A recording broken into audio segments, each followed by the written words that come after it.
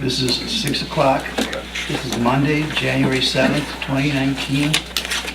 This is a regular board meeting for the Village of Pulaski, held at Pulaski Village Hall, 585 East Glenbrook Drive, Pulaski, Wisconsin. Could I have roll call and pledge, please? Gordy Black. Present. Bruce Birchkowski. Present. Roger Birchkowski. Present. Robert Gajewski. Here. Doug Prentice. Present. Chris Smith. Here. And Reed Woodward. Here. I pledge allegiance to the flag of the United States of America and to the republic for which it stands, one nation, under God, indivisible, with liberty and justice for all.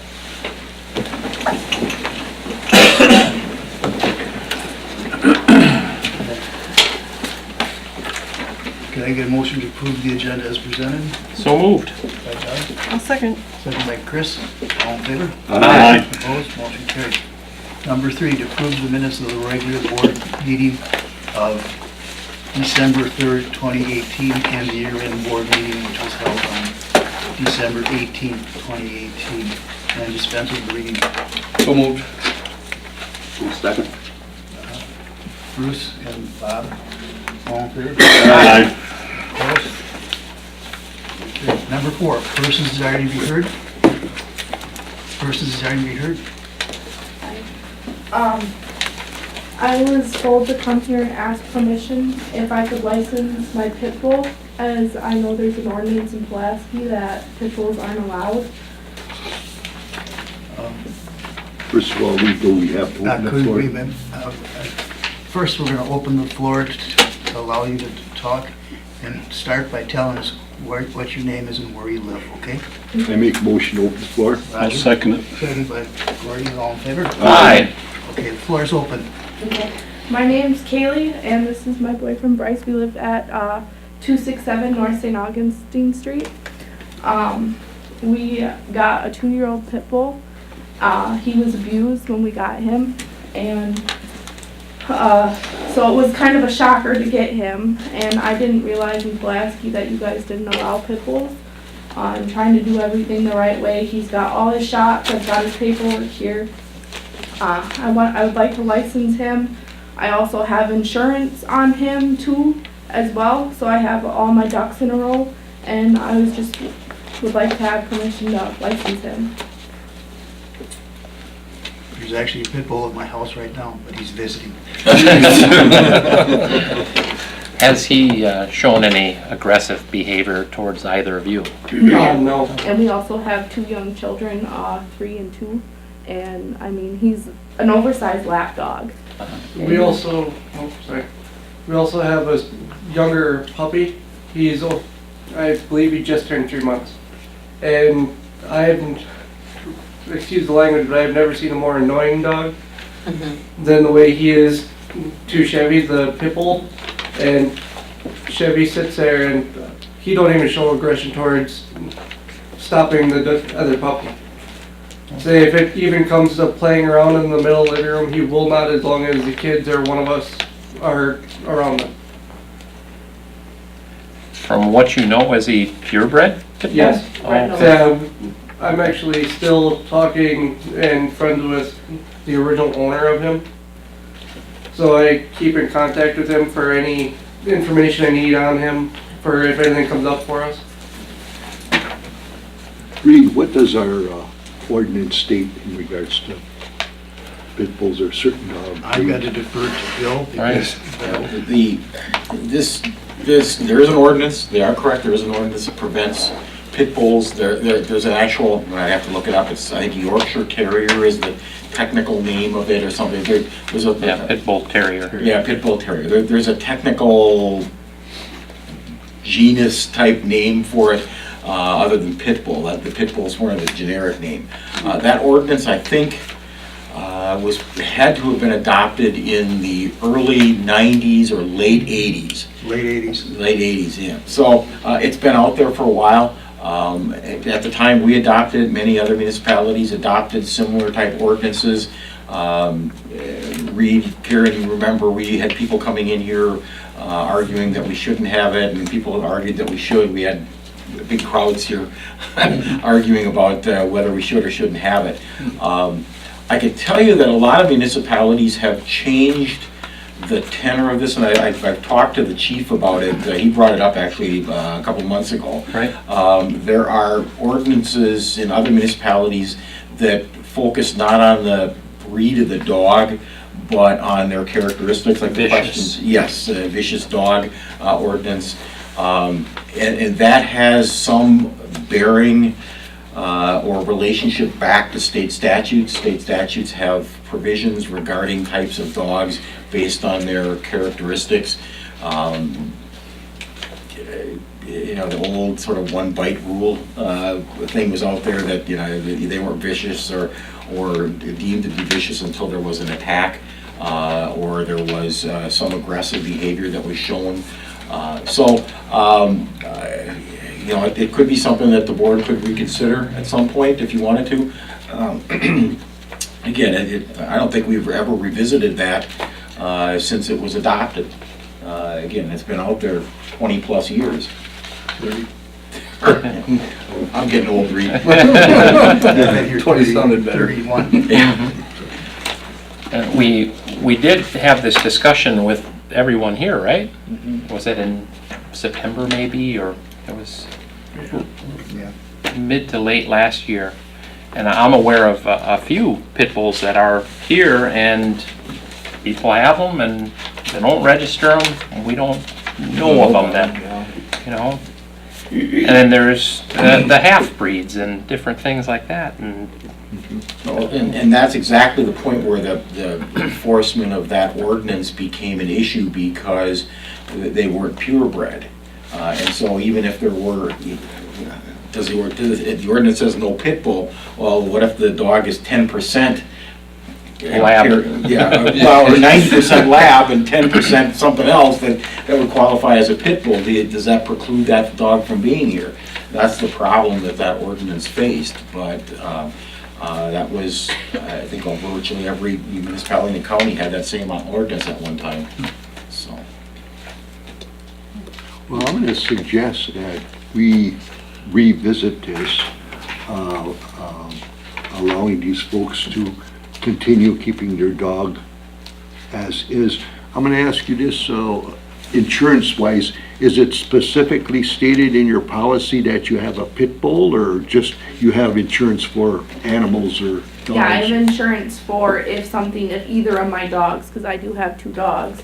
If, say, even my other dog bit somebody, like, it's through my renter's insurance, but I did call my insurance and make sure my animals were covered if something were to happen.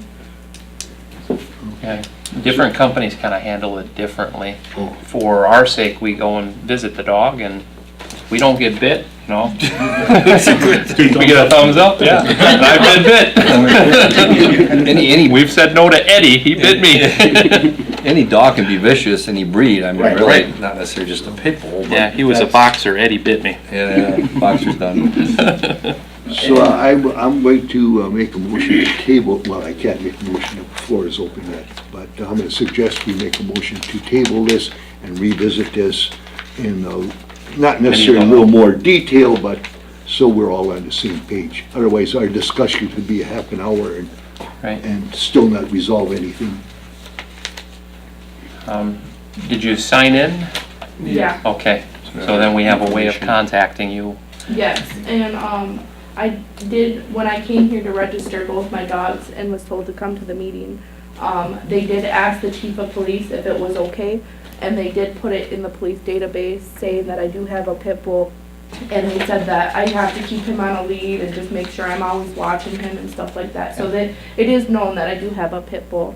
I'm just, trying to be a responsible owner and make sure I have all my ducks in a row with everything. And we definitely appreciate that, yeah. Yes. I'd like to commend you for doing that. We very much appreciate it. Thank you.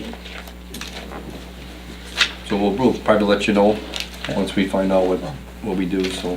What the step is, let me explain, we go not from this business meeting, but we have a committee of a whole meeting that we'll schedule later tonight.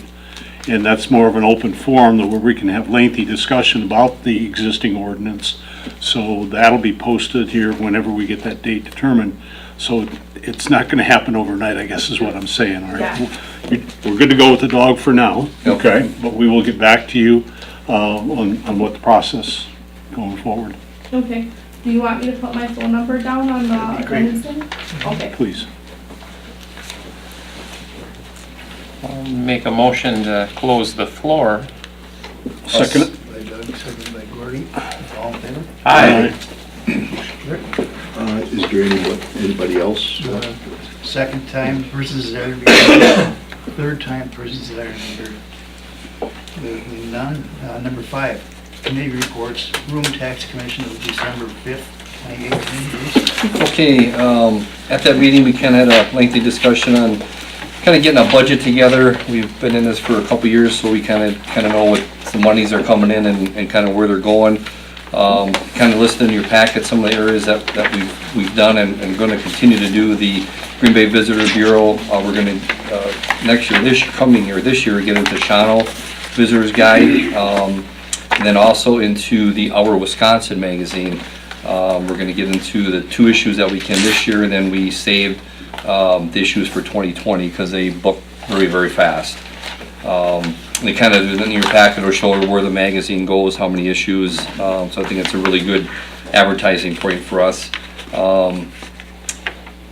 Like I said, we had some discussion with the budget, some of the budget items that we look at for Polka Days, Kashmir Pulaski Days, the Antique Car Show, some of the website stuff, and we're looking at maybe some Facebook stuff coming up.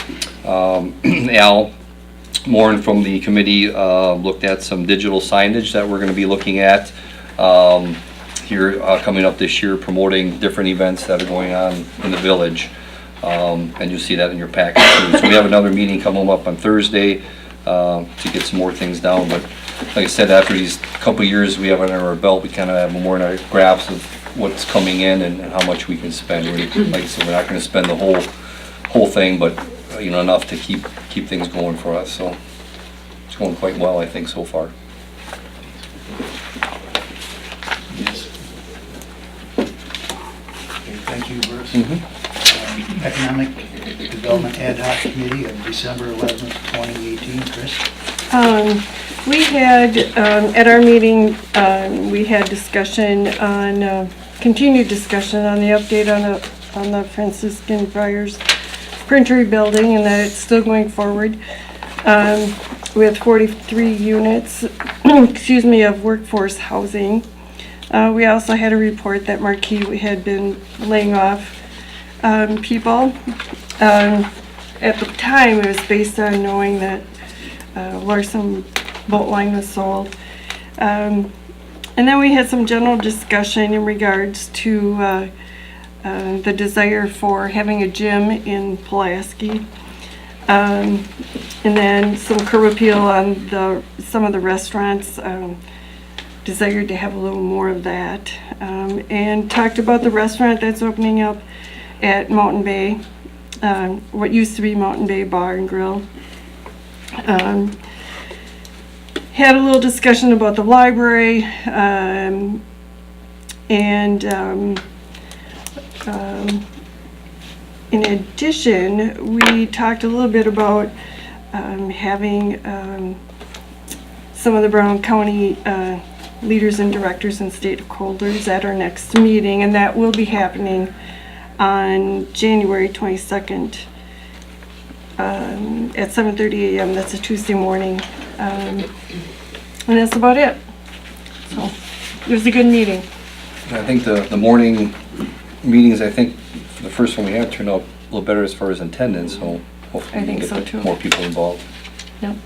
And that also reminds me that if you know of somebody else that wants to attend, they're more than welcome to attend the meeting. So I think it's important to get the word out and talk about the things that are going on. So. Thank you, Chris. Next was the Committee of the Whole of December 18th, 2018. And at that, the board voted unanimously to do 3 street projects. With early 2019 bidding, the plan is to do Pelican and Crest Drive, roundabout, East Green Bay Street, and Cart Drive. And East Green Bay Street and Cart Drive both have grants that'll help defray the costs.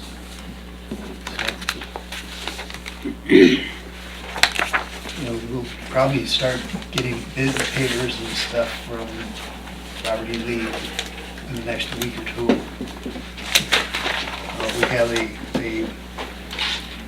neighborhood meeting, it's part of your package, notifying all the property owners on Green Bay Street, inviting them to a meeting on the January 14th at 6:30 PM at this Pulaski Village Hall. How do we get this to them again? Each address got it mailed. Okay, got it. It was mailed and then it went to the renters too. It did go to the renters too, that was where I was going with it, okay. Yeah. Thank you. Tried to be as thorough as possible in that notification. And I suggested we say that possible sidewalks, just to make sure that everybody knows that they have an opportunity to discuss this before the decision is made.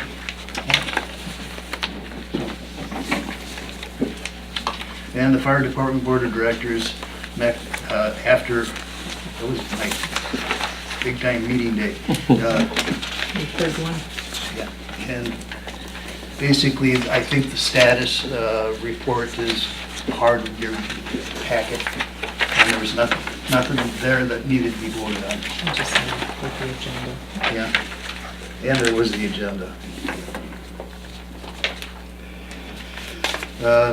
Next is 6 payment request from Robert E. Lee and Associates. Invoice 74931, miscellaneous in the amount of $663.76. Invoice 74932, well and reservoir modifications in the amount of $1,721.75.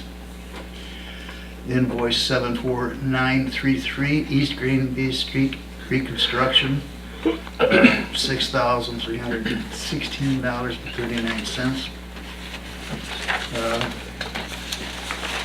Invoice 74934, library soil contamination investigation, again, that's the old Porch Ford property, in the amount of $728.25. And 74935, pond oil spill cleanup in the amount of $2,282.97. Is that pond cleanup, do we submit that to our insurance company now as far as reimbursement or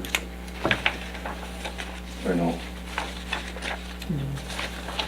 Has that been resolved? Do we know who the culprit was? They're still investigating it Still investigating. So we have to flip the bill for that. at this point, yes. Okay.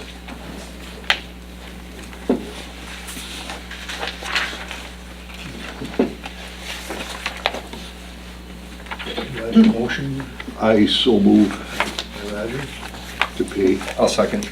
second by Bruce, all in favor? Aye. Opposed? Motion carried. Payment request, Pulaski Tri-County Fire Department Incorporated, invoice 697 for $23,351.81. It's the first quarter 2019 budget billing, which covers January 1, 19 to 3/31/19. And the operating fund is at $19,836.81. The vehicle fund is $3,515 for a total of $23,351.81. And invoice 702, $1,623.44. That's fire runs from the fourth quarter of 2018. I'll make that motion.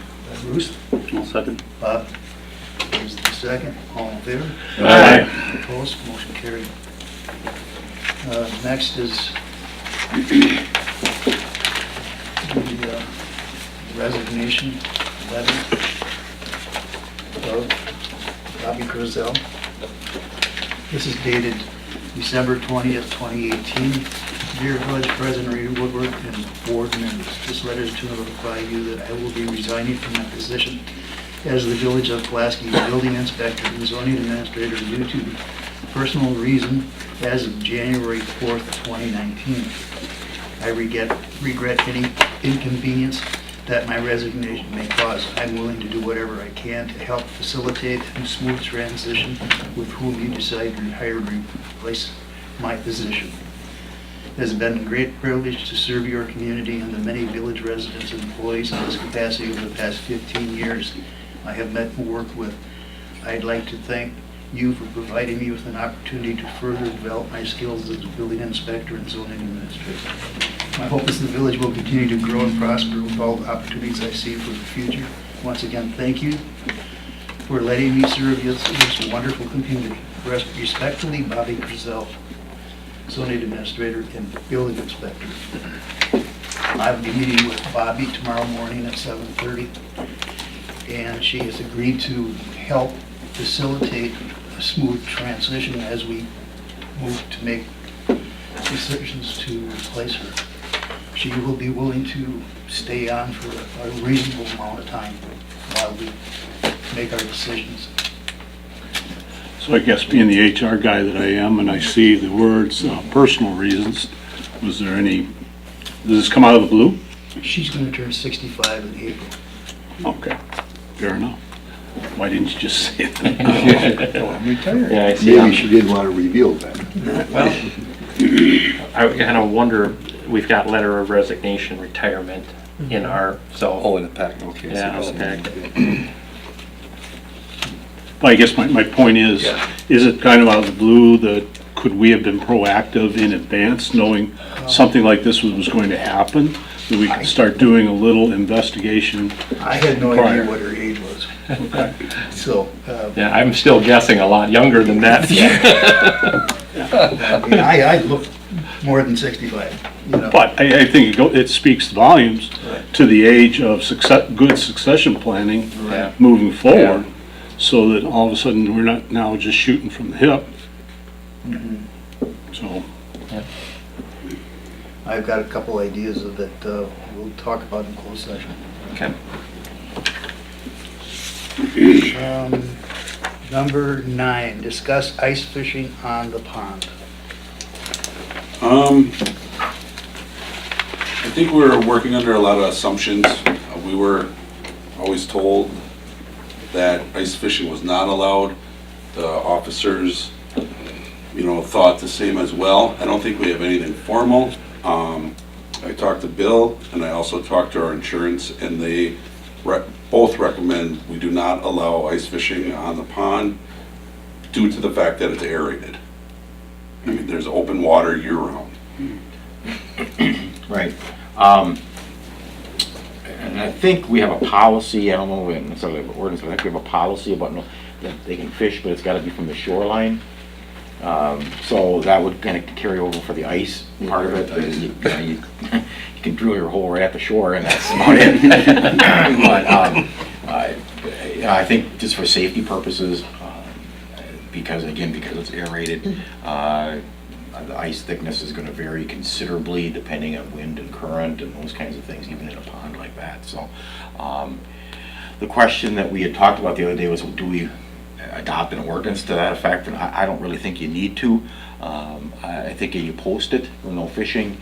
The issue would come up if somebody was a habitual ice fisher on the pond. And the police department kept chasing them off and they kept showing up. I suppose, without an ordinance, it'd be a little bit difficult to convict them, other than maybe for disorderly conduct, for failing to obey an officer that's telling you to get off the ice and stay off the ice for your own safety. So it makes a prosecution of somebody who's a habitual violator a little bit difficult, but it's doable. So again, I don't think we need to go to the time and expense of changing the ordinances to put a sign up that says no fishing. I think you can just go ahead and, as a public policy and safety reasons, post it as no fishing, no ice fishing. No ice fishing. Probably just one sign, yeah. I had my truck out there and everything. Do we have habitual ice fishermen? I have no idea. We do have people that do ice fish out there, yes. And when we see them, we do let them know. But I don't think we've ever really thoroughly discussed it, so. It had never come up at any of the parks meetings that I was at either, so. One sign, I think one sign would be sufficient. mainly one entrance. Right. Right? And cost of that, 150, 50, 50 60. bucks. Big enough so someone's not gonna say, oh, I didn't see it. Put your glasses on. Because sometimes signs can Yep. be small. Sure. So that was the reason this was on the agenda. Awesome. I think go ahead with the sign. I agree with that.